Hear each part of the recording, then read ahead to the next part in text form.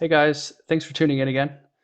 In the last video, we built a simple application that has a light bulb that opens a light switch in a pop-up window, and that light switch can turn the light bulb on and off. So today we're going to continue with that.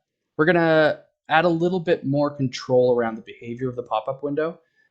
And most importantly, I added the mustache cam to the bottom right there. So you're welcome, Tom. So the first thing to note is that we're opening the pop-up window in the ng-on-init function. So this is going to be attempted as soon as the component is coming into view. It's not a good idea to programmatically open pop-up windows like this. Most browsers are going to block this kind of thing with good reason. There's nothing more annoying than going to a website and being spammed with pop-ups. So in the last video, I cheated a little bit and I enabled pop-ups for localhost 4200 in my browser. So I've disabled that again. And you can see that I've opened localhost 4200 and pop-ups were blocked. So I didn't get my light switch. So what I'm going to do is I'm going to move this out into another function called OpenLightSwitchPopup. And browsers are not going to block the opening of pop-up windows if it's the result of some user action. So if the user clicks a button that opens the pop-up window, so that's exactly what I'm going to do. I'm going to add a button to my template. I'm going to say the text is open light switch. And I'm going to bind the click action to open light switch pop-up. So now the pop-up's only going to be opened because the user clicked a button. So I'll take a look at what that looks like. So we've got the open light switch button here. If I click it, the browser didn't block it. And I get the light switch and I can turn the light bulb on and off. So far, so good. So you'll notice that this text is static. So when I open the pop-up, it still says open light switch, even though the pop-up's already open. So we can make this a little bit better. I'm going to take a naive approach to telling whether the pop-up window is open. I'm going to create another member variable called PopupWindow. It's going to be of type window, and I'll initialize it to null. And when you call window.open, you actually get reference to the window that was open. So I'm just going to assign that reference to my pop-up window class variable. And in here, I'm just going to say if there's a pop-up window, then I'm going to say close. Otherwise, I'm going to say open. So now when I open the pop-up, it now says close. So that's pretty good. But then when I close it, it still says close, even though clicking it will open the pop-up again. So we need to be able to tell whether or not the pop-up window is currently open.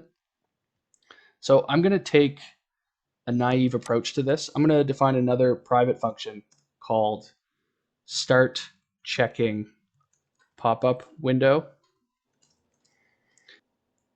So that window has a property closed, which will be true if the window's been closed. So I'm just going to do setInterval. I'll check every half a second. And in here, I'll say if this dot pop-up window dot closed, then I'll say this dot pop-up window equals null. I'll just get rid of that reference. And I don't want to keep checking even after it's closed. So I'm going to say const interval equals setInterval, and then I can clear the interval once the window's been closed, so I don't have to keep checking. And I'll start checking as soon as I open the pop-up window.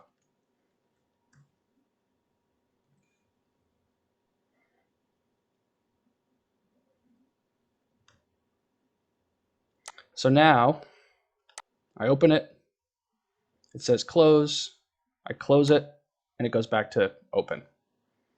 So that's not too bad. Using the set interval is kind of gross, but it's the only reliable way that I really know how to do this.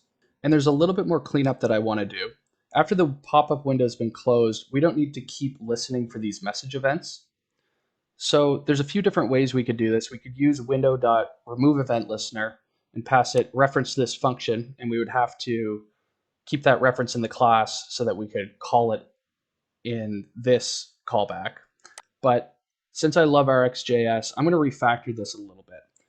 First, I'm going to make this class member popup closed, which will be just a subject, a void subject. And I'm going to call this dot popup close dot next when the pop-up window is closed. And I'm going to refactor this event listener a little bit. So RxJS has this function fromEvent where you can transform events into observables. So I'm going to do exactly that. I'm going to fromEvent window, and the event will be message. I'm going to pipe that, and I'm going to take until this dot popup closed. So when we emit popup close, it's going to cancel this subscription. And I'm going to do a tap, get that message event, and I'll just do what we're doing inside of this handler here. And I can get rid of this window.addEventListener, and I'll subscribe. And we should get the same behavior as before, but this is going to do a little bit more cleanup for us. So I can open the light switch, still works. I can close it, and now it's not listening for those events anymore. So we're all cleaned up now. So when I finished recording this and watched it back, I realized that I didn't change the behavior of the OpenLightSwitchPopup button. So when you click Open Light Switch, we are changing the text here to close light switch, but clicking close light switch doesn't actually close that pop-up. It's trying to open it again. You can see it reloading here. And there's nothing users hate more than a button that says it does one thing and does the complete opposite.